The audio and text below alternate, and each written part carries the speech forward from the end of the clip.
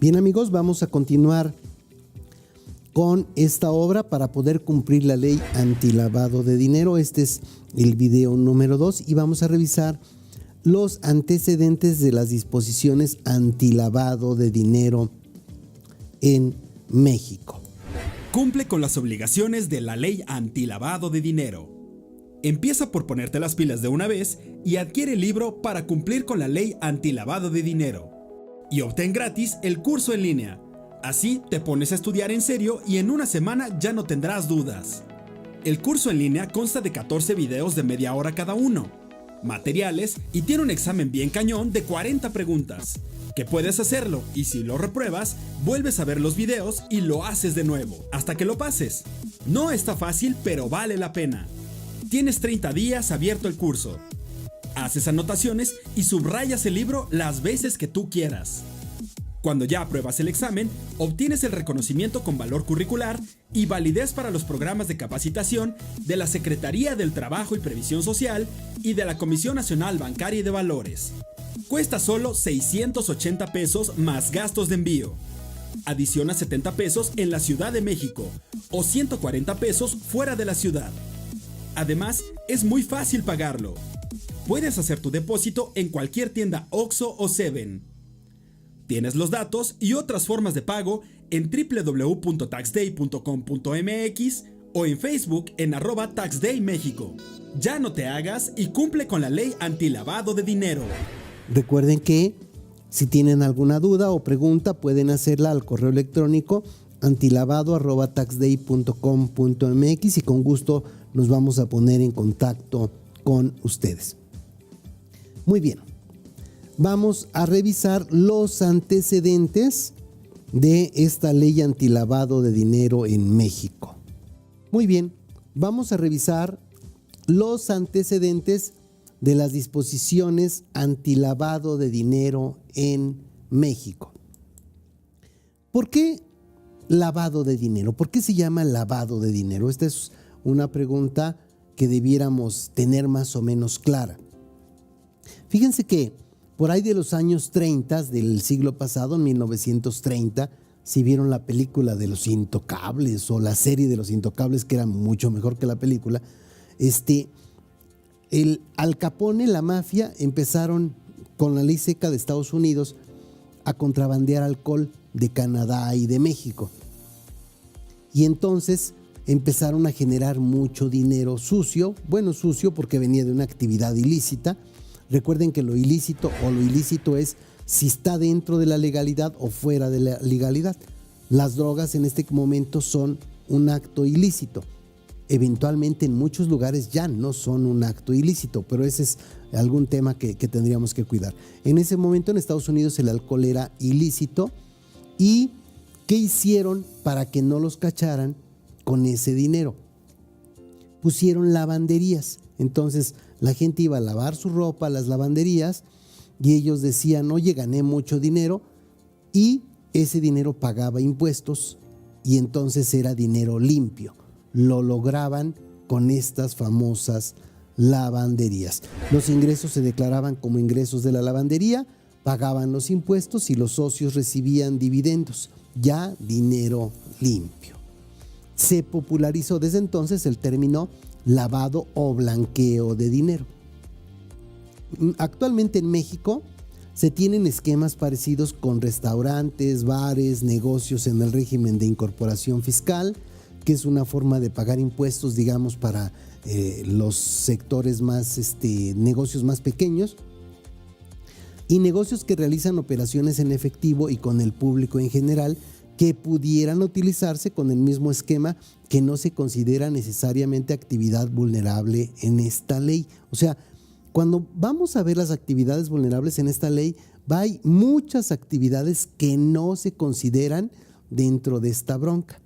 También tenemos que ver por qué no. Se ha llegado a la conclusión de que no hay una incidencia tan alta, pero eventualmente posible, de que esto ocurra. Bien, veamos entonces más conceptos de lavado de dinero. En el video 1 revisábamos el concepto de lavado de dinero de la Comisión Nacional Bancaria y de Valores. Veamos ahora el que dice Gafi. Gafi es el Grupo de Acción Financiera sobre el Blanqueo de Capitales y Financiamiento al Terrorismo.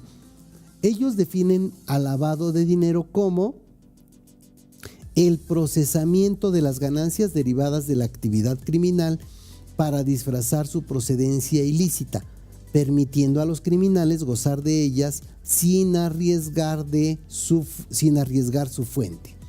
Existen diferentes definiciones sobre las etapas o fases del lavado de dinero, como se describe en la Estrategia Nacional para la Prevención de Combate al Lavado de Dinero y el Financiamiento al Terrorismo. Este documento lo tienen dentro de los materiales que tienen en su carpeta de materiales y valdrá la pena que le echen una ojeada. ¿Qué etapas hay? Hay 3 etapas. Primero hay una etapa de colocación, una etapa de ocultamiento y una etapa de integración para llegar a lo que es el lavado de dinero. Veamos. Colocación constituye la introducción de los recursos de procedencia ilícita a la economía mexicana. Para ello se emplean diferentes mecanismos como la compraventa directa de bienes con recursos de origen ilícito, la estructuración de operaciones financieras, como pitufeo, o sea, van cayendo de poquito en poquito la lana, la construcción de empresas fachada, o bien mediante la sobrefacturación de empresas legítimamente constituidas. A ver, de nuevo, pensemos en esta, sobrefacturación de empresas legítimamente constituidas. Oye, ese restaurante lo vimos, siempre está vacío y resulta que vende un chorro. Si revisas su estado de resultados, vende muchísimo. ¿Por qué? Porque están sobrefacturando para que parezca que tienen un dinero limpio que se está generando en ese negocio. ¿Verdad? Suena tipo policíaco. Dichos mecanismos son empleados para la introducción de dinero generalmente en efectivo, ya sea en moneda nacional o extranjera. Quedémonos con este supuesto. O sea, el dinero sucio llega a la fonda, es una fondita muy chiquita que resulta que tiene ventas más grandes que cualquier restaurante mucho mayor, ¿no? O sea, todos los días depositan 200,000 pesos de venta cuando en realidad vendieron 3,000. Ocultamiento. Dependiendo del mecanismo utilizado por las organizaciones criminales, se llevan a cabo una serie de operaciones para ocultar el origen e impedir el rastreo de la fuente de los recursos ilícitos. O sea, se ocultó. Oye, ¿de dónde llegó ese dinero? Pues son ventas de una fonda o de un restaurante. Integración. Finalmente, las organizaciones criminales disponen del producto de las operaciones con recursos de procedencia ilícita a través de la venta de los activos o instrumentos empleados en las 2 etapas anteriores. Ya llegó el dinero, ya pagó impuestos y ahora sí, ese dinero se puede meter como una inversión a una empresa en la que están los malos y ellos ya tienen el dinero limpio. Tienen infinidad de socios que están metiendo dinero limpio, que se ve que viene del restaurante, que vende mucho, que ocultó el origen de donde venía y ahora sí lo integró a una empresa limpia.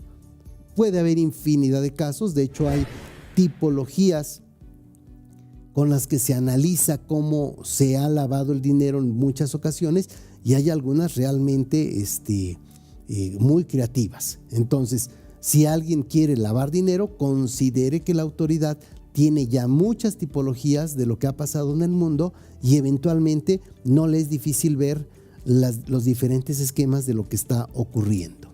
Bien, es importante la detección de lavado de dinero. O sea, suena como que, oye, ¿realmente vale la pena estar detectando el lavado de dinero?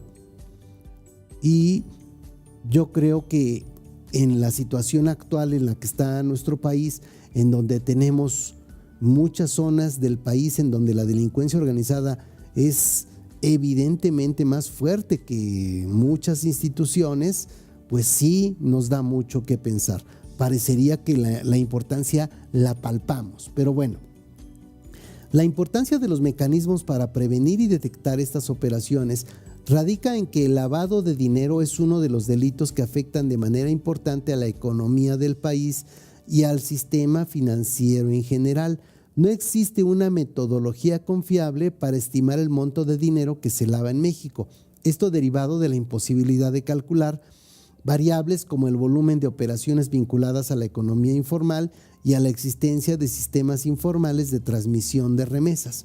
O sea, oye, ¿nuestra economía informal de cuánto es? Bueno, depende de la fuente, pudieran ser 2/3 partes de la economía, etcétera. Oye, ¿cuánto dinero nos está llegando de nuestros amigos mexicanos que están sufriendo de aquel lado del charco? Pues un chorro de lana. Oye, ¿no será que ahí pueda venir dinero de mal habido? Sí, seguramente puede haber algún punto ahí, pero tanto como decir que todo es lavado de dinero, eso representa un problema. Pero bueno, se está buscando la forma de detectar este lavado de dinero. Por otra parte, y esto es un tema que en México ha afectado realmente poco, pero no por eso pudiera bajarse la guardia, el financiamiento al terrorismo consiste en la aportación, financiación o recaudación de recursos o fondos económicos que tengan como fin provocar alarma, temor o terror en la población o en un grupo o sector de ella, para atentar contra la seguridad nacional o presionar a la autoridad para que tome una determinación. ¿De acuerdo? Los países árabes, Afganistán y todos ellos han tenido muchos años en los que han buscado la forma de, vía movimientos terroristas, afectar a las autoridades de los países ricos para lograr algún cambio. No se ha logrado, pero eventualmente es algo con el que estamos viviendo. El 11 de septiembre con las Torres Gemelas en Estados Unidos es el ejemplo más fuerte que tenemos hasta el momento de un acto terrorista. Bien, ¿cuál sería la diferencia entre lavado de dinero y financiamiento al terrorismo? La diferencia entre ambos conceptos radica en que en el caso de lavado de dinero lo importante es investigar el origen de los fondos. O sea, oye, hay lavado de dinero, déjame ver de dónde viene ese dinero. ¿Por qué? Porque seguramente es ilícito. Mientras que en el financiamiento al terrorismo, lo más relevante no es de dónde viene la lana, sino determinar cuál es el destino. Cabe señalar además que una característica del lavado de dinero es que el origen de capital es siempre ilícito, y en el financiamiento al terrorismo puede ocurrir con recursos lícitos o ilícitos. O sea, si revisamos nuevamente el 11 de septiembre, las Torres Gemelas en Estados Unidos, tenemos ahí que había donatarias que recibían dinero y con ese dinero le daban de comer a terroristas, los capacitaban como pilotos, o sea, todo ese tipo de cosas, tú las revisabas y el dinero no venía de una actividad ilícita. Entonces, era muy difícil de poder detectarlo. Entonces, si el lavado de dinero es difícil de detectar, el financiamiento al terrorismo también es muy difícil. Sin embargo, por supuesto que cualquier cosa que se pueda tener de alguna idea de que puede estar pasando algo, se le debe poder dar seguimiento a este financiamiento al terrorismo. Veamos esta primera evaluación nacional de riesgos de lavado de dinero y financiamiento al terrorismo 2016. Esto se terminó de publicar a finales de 2017, entonces al momento de esta grabación es la última evaluación que tenemos. Vamos solo a ver unas gráficas, dos grafiquitas, bueno, la misma gráfica con diferente medida para que nos quede claro qué está pasando. A ver si alcanzamos a revisar este punto. Del lado izquierdo, la probabilidad significa que en la parte de abajo está la probabilidad menor y en la parte de arriba la probabilidad más alta de que ocurra algo. En el caso del impacto, también del lado izquierdo está el menor impacto y del lado derecho el mayor impacto. De forma tal que en el cuadro de la extrema derecha, o sea, es donde hay mayor probabilidad y hay mayor impacto. ¿De acuerdo? Y aquí lo más importante es que veamos esto. El uso de dinero en efectivo, o sea, según este análisis, este estudio, tiene bajo impacto. Tiene mucha probabilidad de que se utilice como lavado de dinero, pero su impacto realmente es menor, no se le da tanto impacto, no es tan relevante. En el caso de uso de efectivo en dólares y otras divisas, esto lo ponen todavía con menos probabilidad de que se considere para uso de dinero. Todos los sistemas de pago también se consideran de una probabilidad muy baja de lavado de dinero y un impacto también menor. Con esto pudiéramos decir que no entra dentro de los riesgos más altos que tenemos como país ni el uso de efectivo, ni el uso de efectivo en dólares, ni los sistemas de pago. ¿Hay muchos dólares en el país? Sí. O sea, los migrantes, las personas que están trabajando en Estados Unidos y mandan el dinero a México. O sea, hay infinidad de dólares que se están utilizando, pero no representan como tal un problema tan grave. Entonces, pensemos únicamente en ubicarnos en el cuadro de la extrema derecha, en donde sí están las broncas importantes. Veamos qué tenemos aquí. Dice, probabilidad es el cuadro de la derecha. Lo más fuerte, lo más perrón que nos está causando problemas es la delincuencia organizada. Esta delincuencia organizada tiene que ver con armas, con marihuana, con drogas. Después, abajo de eso, está la corrupción. O sea, me dicen que la delincuencia organizada es la peor, pero la delincuencia, la corrupción está en segundo lugar. Está ahí muy, muy cerquita. Hay otra parte de uso de puertos de entrada y salida internacional con fines ilícitos. O sea, sería toda la parte de contrabando. El contrabando que se da aquí en este punto es algo que tiene una alta probabilidad de tener que ver con lavado de dinero y también tendría un impacto muy alto. ¿Qué pudiéramos pensar que hay aquí? Que llega una droga que viene de algún país de allá abajo, pasa del país y se va a Estados Unidos. O sea, este sería el brinco. Somos un país de paso para que las drogas pasen a Estados Unidos. Eso no se le veía mayor problema. Yo creo que si este análisis lo hubiéramos hecho hace unos años, hubieran dicho no hay bronca. El tema es que ahora el dinero y las drogas están en México y están ocasionando cada vez más problemas. La falta de certeza jurídica y de percepción de impunidad está con una probabilidad abajo de la corrupción, abajo de la delincuencia organizada, pero ese es uno de los grandes problemas que tenemos en México. Por supuesto, todos los recursos ilícitos generados son un tema de probabilidad alta y de un impacto mucho mayor en la vida social de México, porque se está buscando cómo lavarse ese dinero. ¿De acuerdo? La pregunta aquí sería, dime cuáles son los problemas de lavado de dinero en México que tienen una mayor probabilidad y un mayor impacto para ocurrir, o sea, de ocurrencia. El más difícil de todos es la delincuencia organizada, el segundo es la corrupción y el tercero es la impunidad. Y por supuesto, el dinero que se genera con estos tres delitos. El otro delito muy fuerte, el cuarto, sería el uso del país como puente para que pasen las drogas a Estados Unidos, y el número 5 sería todo el dinero que se genera y que se tiene que lavar en México.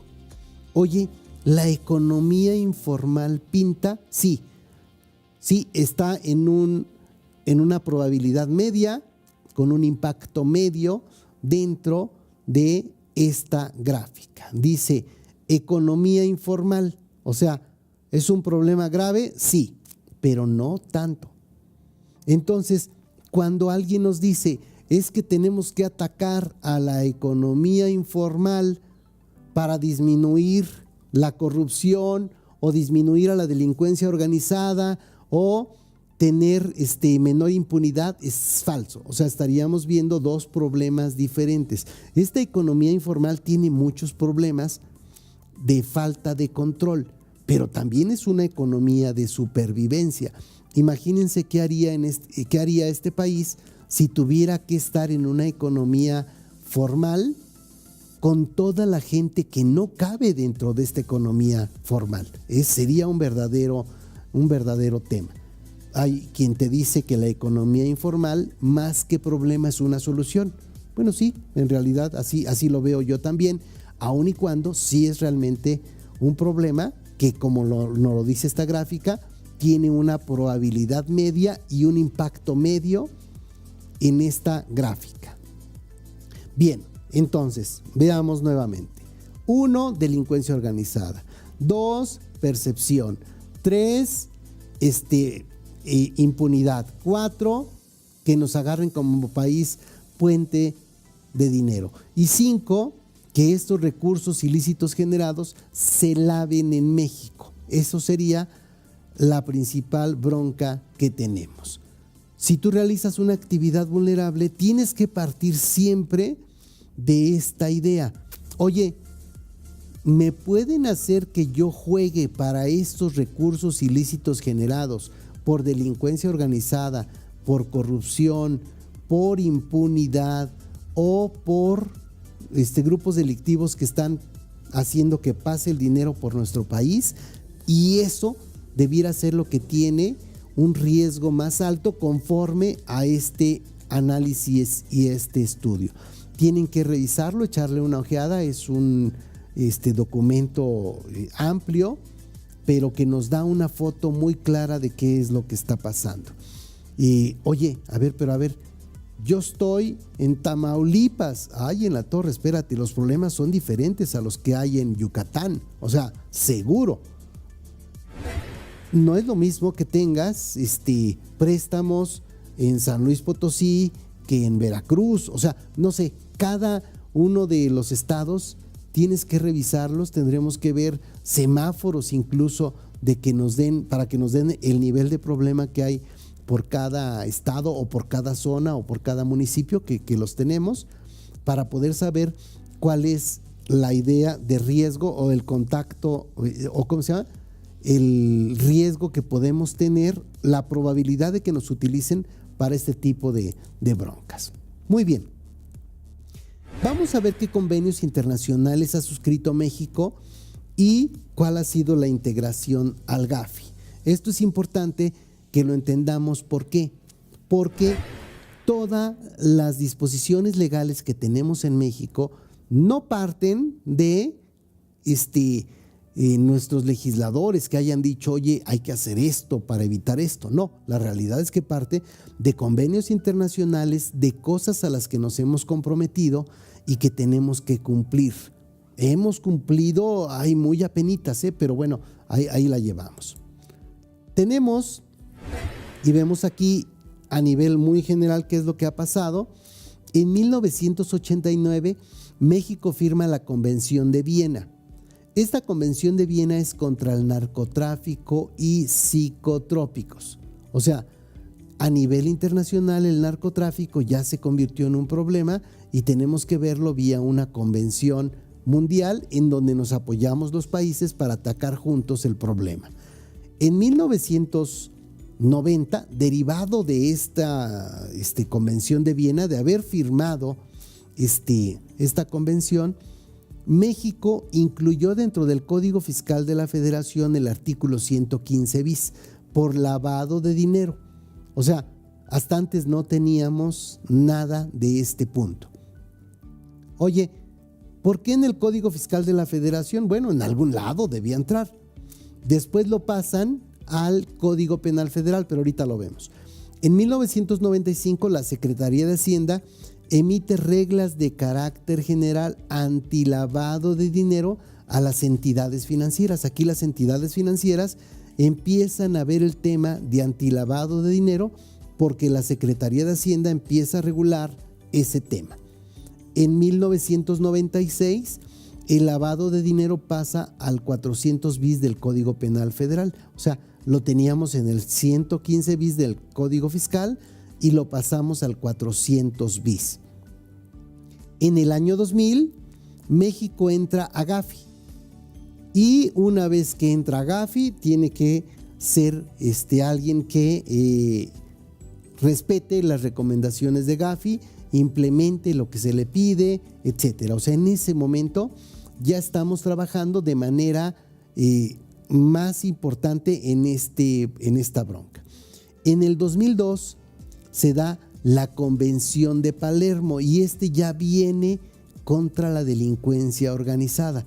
Y de nuevo vamos a la Convención de Palermo y firmamos también nosotros. Entonces, ya tenemos hasta este momento que estábamos contra el narcotráfico y ahora contra la delincuencia organizada y a partir de que estamos en Gafi contra el lavado de dinero en forma internacional. En 2004 entramos a la Convención de Mérida. Esta es una convención de Mérida, sí, se llevó a cabo en Mérida, Yucatán. En México, no sé por qué escogieron a México, ¿verdad? Pero dijeron un país corrupto y pum, vale, que caemos nosotros. Y vinieron a hacer aquí la convención de Mérida.